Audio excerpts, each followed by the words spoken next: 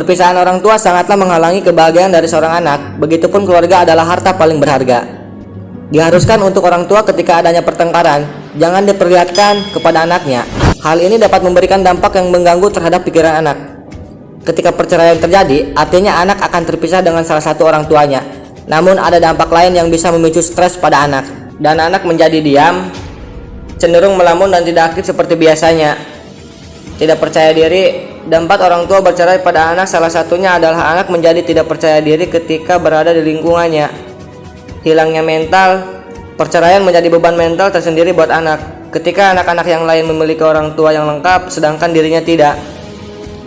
Berperilaku eksternalisasi.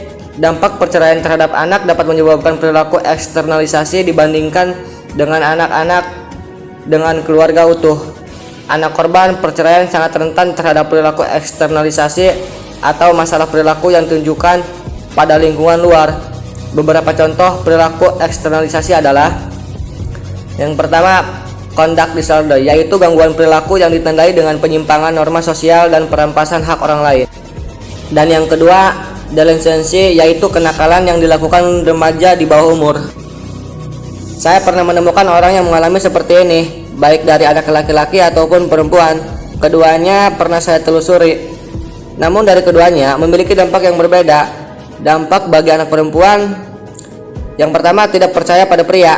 Kepercayaan seorang anak perempuan untuk seorang laki-laki ditanamkan pertama kalinya pada sang ayah.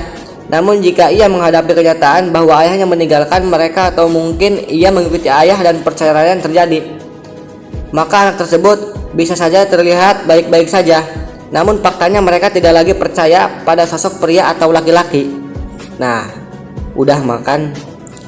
Wanita itu sering mengatakan bahwa semua cowok itu sama. Nah, ini nih membuat dampak terhadap orang lain juga. Yang kedua, mempermainkan hubungan. Dikarenakan ia tidak percaya dengan laki-laki, hal ini berdampak berkelanjutan.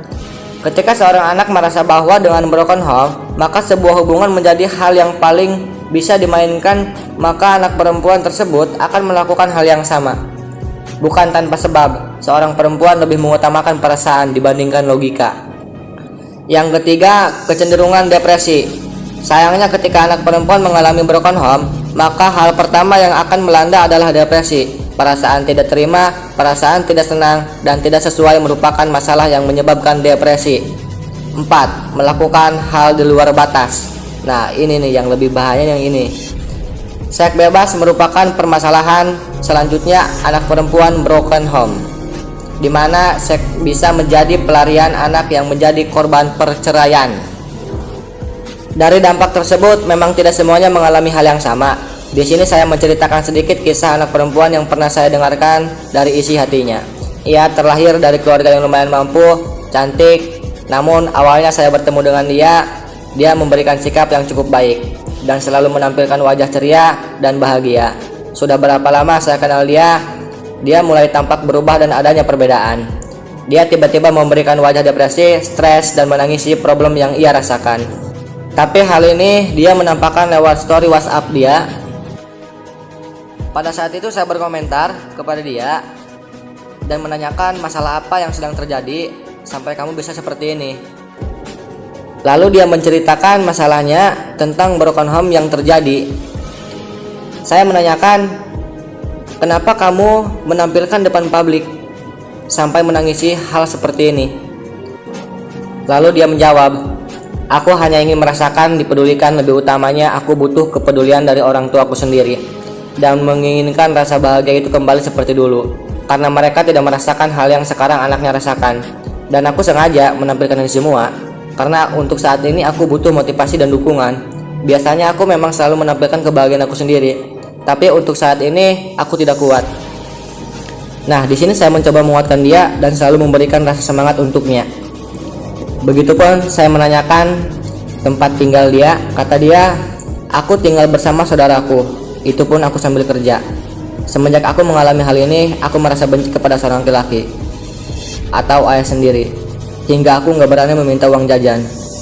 Maka aku memilih untuk hidup mandiri. Nah, yang timbul itu kebencian terhadap laki-laki. Nah, setelah lama saya dekat dengan dia, tiba-tiba hilangnya komunikasi.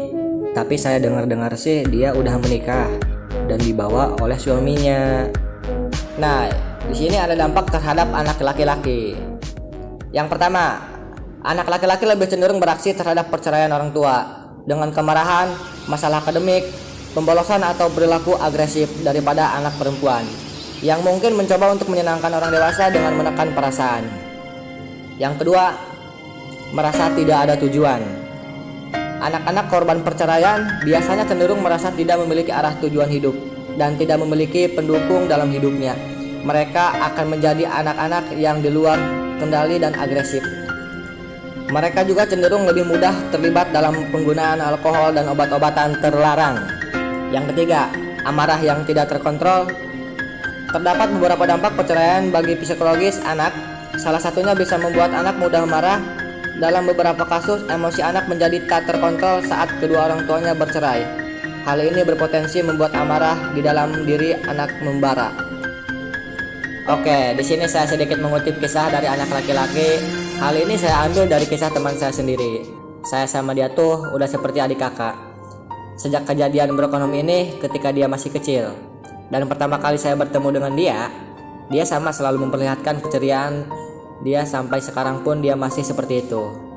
Selalu menyembunyikan kesedihan itu, dia bisa terbilang kuat dalam kondisi apapun.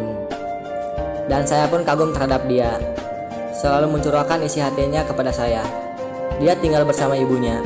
Akan tetapi, segaimanapun dia tinggal bersama ibunya, dia tidak merasakan kebahagiaan yang ia inginkan karena tidak adanya kebersamaan bersama ayahnya.